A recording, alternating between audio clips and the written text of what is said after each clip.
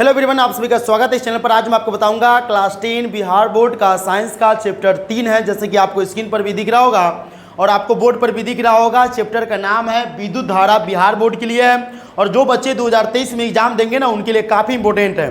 तो आप लोग जो भी बच्चे 2023 में विज्ञान में आप 80 में 80 नंबर लेना चाहते हैं तो आपको इस वीडियो को अंत तक देखना है, क्योंकि 20 नंबर का आपका प्रैक्टिकल हो जाता है। तो यहाँ पर हम आपको बताते हैं, यहाँ पर मैं लैपटॉप की स्क्रीन पर हूँ और यहाँ से रिकॉर्ड करके आपको बढ़िया तरीके से ऑब्जेक्टिव लिया हूँ जो क्वेश्चन बैंक से लिया गया है, और खास करके जो ऑब्जेक्टिव इसमें ऐड है वो ऑब्जेक्टिव आपको 2023 के एग्जाम में पूछेगा। ज़्यादातर चांस है, यानी 90% चांस है कि यही क्वेश्चन सब आपको आएगा। और मैंने 5 साल का एक्सपीरियंस है, उस 5 साल के एक्सपीरियंस में मैं ये बता रहा हूँ कि इसमें से जो वीडियो है, जो मैं वीडियो अभी बना रहा हूँ, इसमें जो क्वेश्चन मैं आपको बताऊँगा वो बहुत बहुत ज़रूरी है। तो चलिए हम इसको यहाँ पर देखते हैं और आपको बोर्ड पर भी दिख रहा होगा। और कोई भी प्रॉब्लम होगा, कोई क्वेश्चन जैसा आएगा तो हम उसको बोर्ड पर भी समझाएंगे और यहाँ पर भी आपको समझाएंगे। तो जैसा कि आप क्वेश्चन यहाँ पर देख रहे हैं कि निम्न में से कौन सा संबंध सत्य है। पहला नंबर में है V बराबर 1/r, ठीक है, V बराबर r/1 और V बराबर है IR, ठीक है, V बराबर है IR, ठीक है, और V बराबर है IR²। ये संबंध आपको दिख रहा होगा। आप बताइए कि V बराबर 1/r, V बराबर r/1 या V बराबर IR या V बराबर IR², ये कौन सा संबंध इसमें सत्य है, हमें ये देखना है और इसी को बनाना है। चलिए हम इसको देखते हैं और इसको बताते हैं। आप लोगों को बढ़िया से इस वीडियो को अंत तक देखना है। तो इसका आंसर जो है हम यहाँ पर रखे हुए हैं, आपको आंसर घबराइए नहीं, सब क्वेश्चन का आंसर यहाँ पर हम रखे हुए हैं और आपको बताते चलेंगे। इसका आंसर होगा C, यानी V बराबर IR। V बराबर जो होता है वो IR होगा। अब कैसे देखिए, ये V है, यहाँ पर I है, यहाँ पर R है। I और R में देखिए कि ये संबंध होता है, V बराबर जो होता है IR होता है, यही इसका संबंध बताता है, यही वोल्ट का संबंध हो जाता है, ठीक है। तो हमको यहाँ पर देखना है, ये पहला का आंसर हो गया।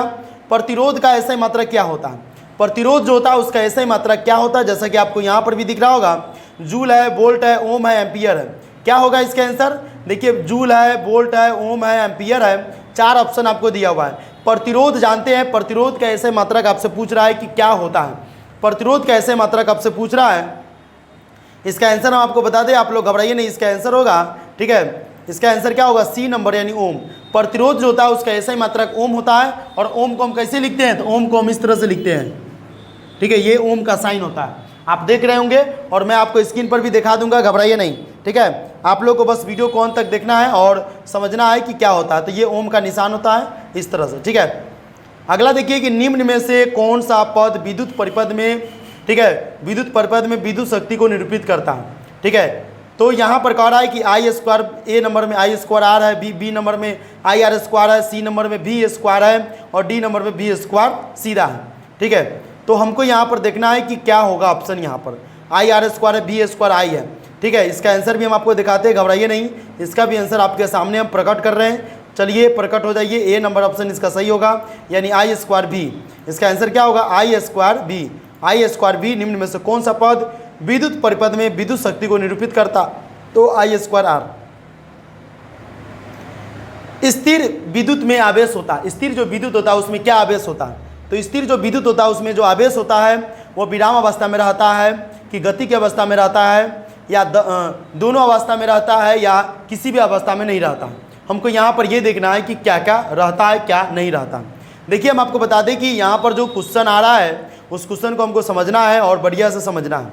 यहाँ पर जो ऑप्शन आएगा आप देख सकते हैं, यहाँ पर जो ऑप्शन का आंसर होगा वो होगा आपका ऑप्शन नंबर A। क्या होगा, ऑप्शन नंबर A, क्या होगा, ऑप्शन नंबर A, यानी विराम अवस्था में, ठीक है। क्या होगा, ऑप्शन नंबर A, विराम अवस्था में। स्थिर विद्युत में जो आवेश होता है वो विराम अवस्था में रहता है। चलिए आगे हम देखते हैं। धारा विद्युत में आवेश रहता है, धारा जो विद्युत का होता है उसमें क्या आवेश रहता है, तो धारा जो विद्युत में आवेश रहता है विराम अवस्था में रहता है कि गति की अवस्था में, तो धारा जो विद्युत में आवेश रहता है वो गति की अवस्था में रहता है। B नंबर ऑप्शन इसका सही है, एक्यूरेट सही है।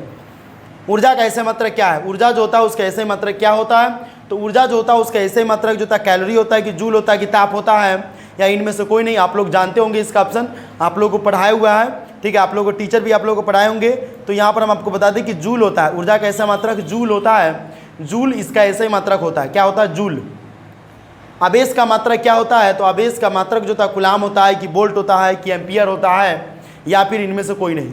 तो देखिए आवेश का ऐसे मात्रक हम आपको बता दें कि A नंबर ऑप्शन होता है कूलाम। अब एस का ऐसे मात्रक कूलाम, ये जो क्वेश्चन है अभी जो हम जो पूछे ऊर्जा का ऐसे मात्रक और कूलाम का ऐसे मात्रक, ये कई बार पूछा हुआ है, कई बार एग्जाम में पूछा गया हुआ ऑब्जेक्टिव के रूप में। विद्युत धारा का ऐसे मात्रक क्या होता है? विद्युत धारा का ऐसे मात्रक जो जाएगा डी नंबर एम्पियर होता है। ये भी क्वेश्चन कई बार पूछा हुआ है और यहीं तक नहीं 11th 12th में भी पूछता है। ठीक है, आप लोगों को बढ़िया से ध्यान से देखना है। विद्युत शक्ति का ऐसे मात्रक क्या होता है? तो विद्युत शक्ति जो होता है उसका ऐसे मात्रक जो जाएगा वो क्या होता है? तो विद्युत जो शक्ति होता है उसका ऐसे मात्रक होगा, आपको वोल्ट दिया हुआ है, ठीक है, 1 वाट दिया, वोल्ट दिया है, जूल प्रति सेकंड दिया है या जूल प्रति घंटा दिया हुआ है। तो इसका आंसर हो जाएगा आपका ए नंबर 1 वाट। ठीक है, यानी विद्युत शक्ति का ऐसे मात्रक जो होता है वाट होता है, वाट वाट वाट। 1 किलो वाट घंटा का व्यवहारिक मात्रा क्या होता है? 1 किलो वाट घंटा का व्यवहारिक मात्रा, इसमें यूनिट दिया है, वाट दिया हुआ है, वाट घंटा दिया हुआ है, जूल घंटा दिया है। क्या ऑप्शन होगा इसका? ऑप्शन होगा ए नंबर यूनिट। क्या होगा? ए नंबर यूनिट। 1 जूल का मान कितना होता है? 1 जूल जो आप जानते हैं कि 1 जूल होता है, तो 1 जूल का मान कितना होता है आपको ये बताना है। तो 1 जूल का जो मान होता है वो आपको यहाँ पर दिख रहा होगा। आंसर जो है बी नंबर है, बी नंबर आंसर आपको दिख रहा होगा। 1 जूल का जो मान होता है वो बी नंबर यानी 0.24 कैलोरी होता है। 1 जूल का मान 0.24 कैलोरी होता है।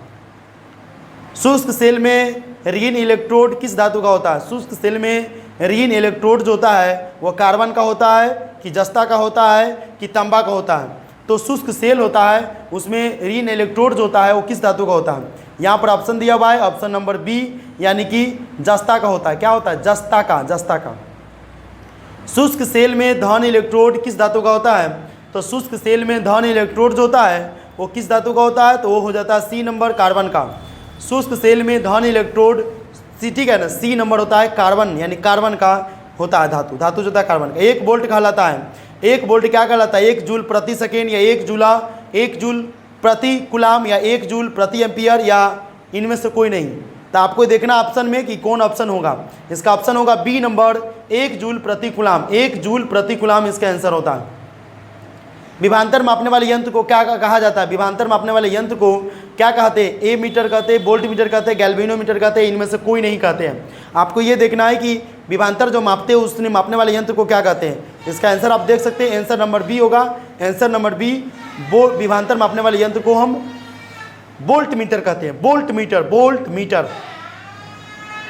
किसी कुंडली का प्रतिरोध ज्ञात करने का सूत्र क्या होता है? किसी कुंडली का प्रतिरोध ज्ञात करने के लिए जो सूत्र होता है वो हम आपको बताएंगे। यहाँ पर 4 ऑप्शन है, आर बराबर बी एक्स आई, आर बराबर बी बटे आई, आर बराबर 1 बटे बी और आर बराबर बी माइनस वाई आई। इसका आंसर होगा बी नंबर, आर बराबर बी बटे आई, आर बराबर बी बटे आई।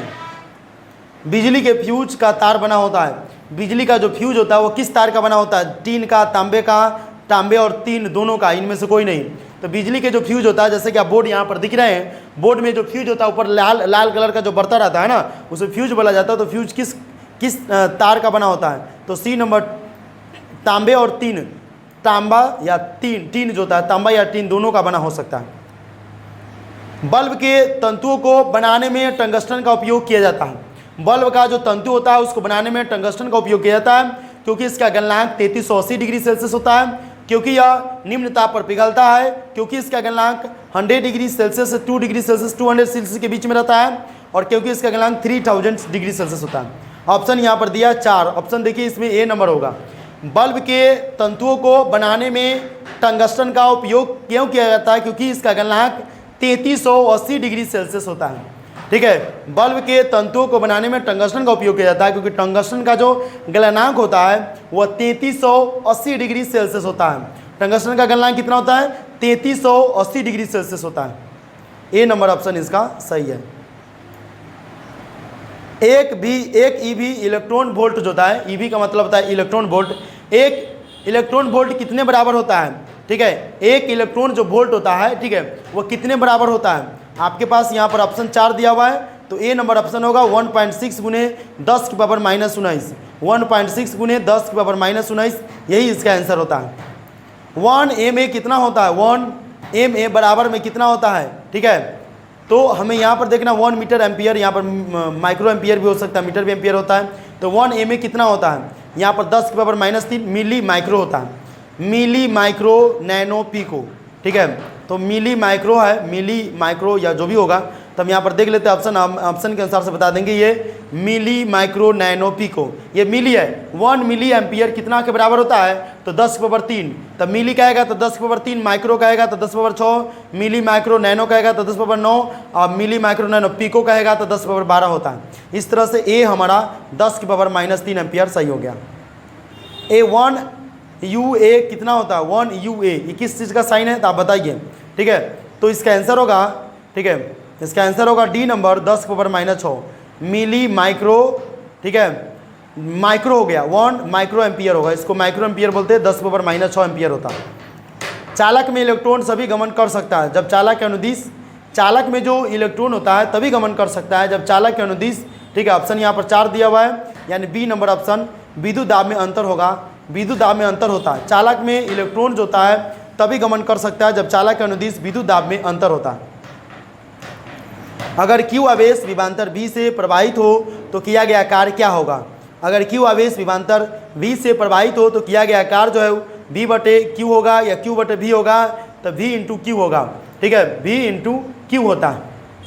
सेल बाहरी परिपथ में जिस प्लेट से धारा भेजती है उस सेल को क्या कहते हैं? सेल जो होता है वो बाहरी परिपथ में जिस प्लेट से धारा भेजती है उस सेल को क्या कहते हैं? धन ध्रुव, ऋण ध्रुव, दोनों, या इनमें से कोई नहीं। तो इसका आंसर होगा धन ध्रुव, यानी सेल जो बाहरी परिपथ में जिस प्लेट से धारा भेजती है उस सेल को धन ध्रुव कहते हैं। क्या कहते हैं? धन ध्रुव।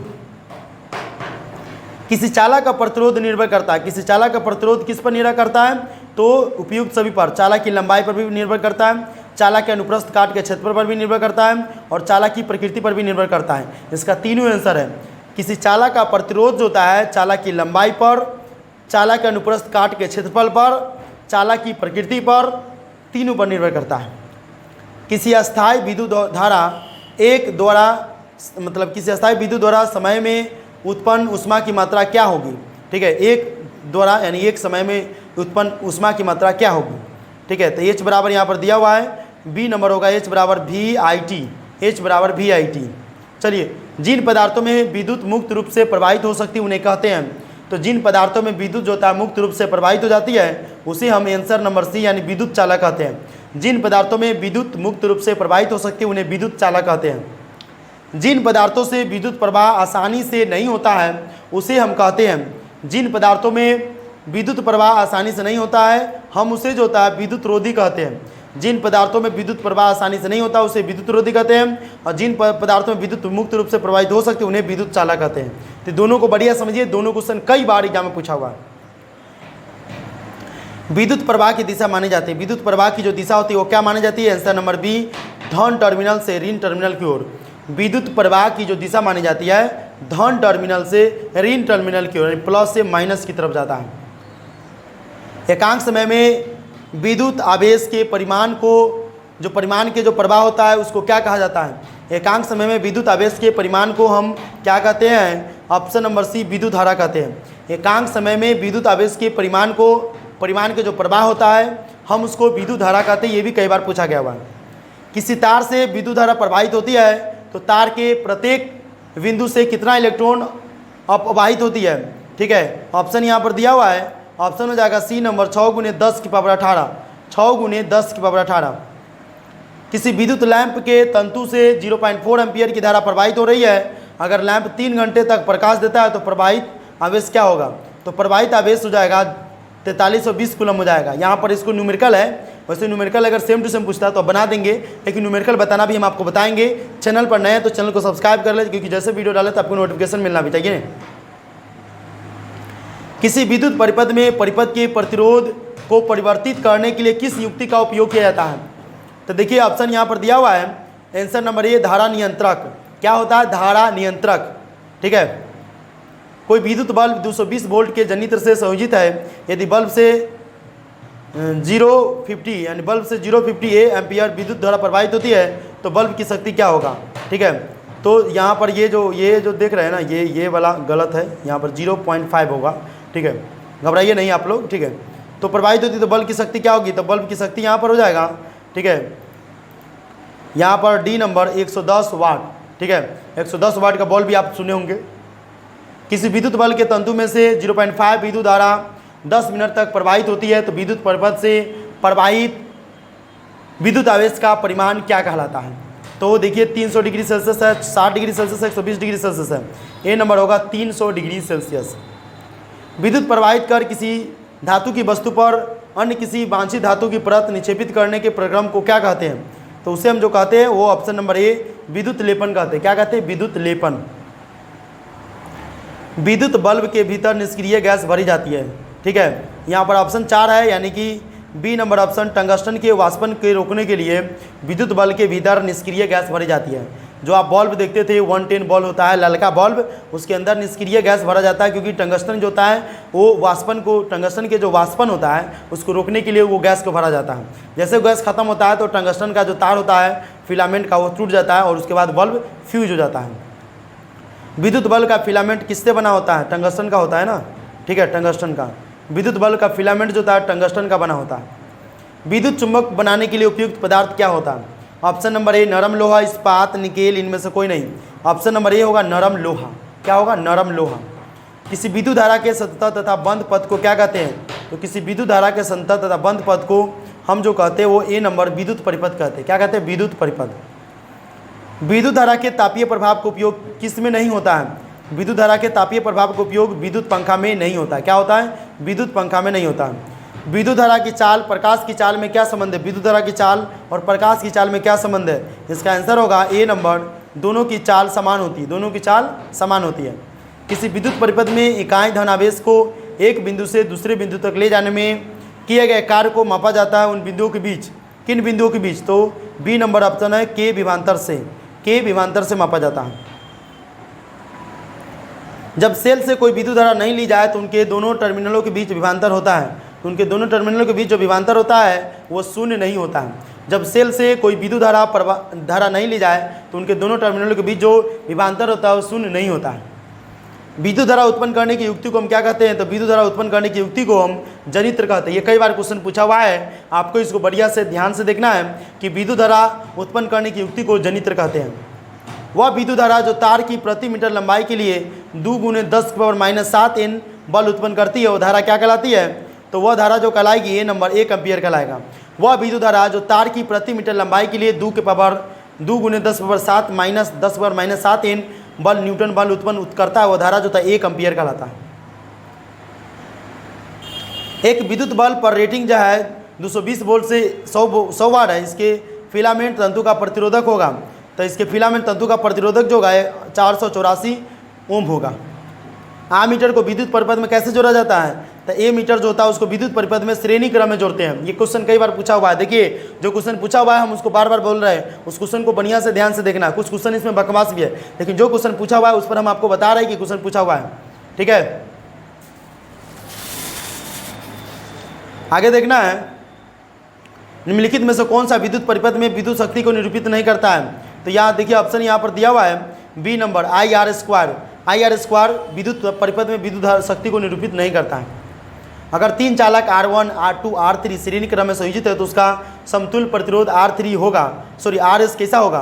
तो RS जो होगा वो ए नंबर R बराबर R1 + R2 + R3। R बराबर होगा R1 + R2 + R3। किसी प्रतिरोध में क्षैतिज अथवा उपभुक्त ऊर्जा व्यक्त किया जाता है। कैसे व्यक्त किया जाता है? तो इसका आंसर होगा सी नंबर ऑप्शन। ठीक है, यानी W बराबर VT। तो हम आपको इस वीडियो में टोटल 51 ऑप्शनल जो क्वेश्चन था, मल्टीपल चॉइस क्वेश्चन था, जो बिहार बोर्ड में जो बच्चे 2023 में एग्जाम देने वाले उनके लिए काफ़ी इंपॉर्टेंट है। और वीडियो अगर आपको समझ में आया, वीडियो से कुछ सीखे हैं और तो इस वीडियो को आप लाइक कर दें, चैनल को सब्सक्राइब कर लें। और इस तरह के और वीडियो देखना चाहते हो और चैनल पर नया है तो चैनल को सब्सक्राइब जरूर कर लें।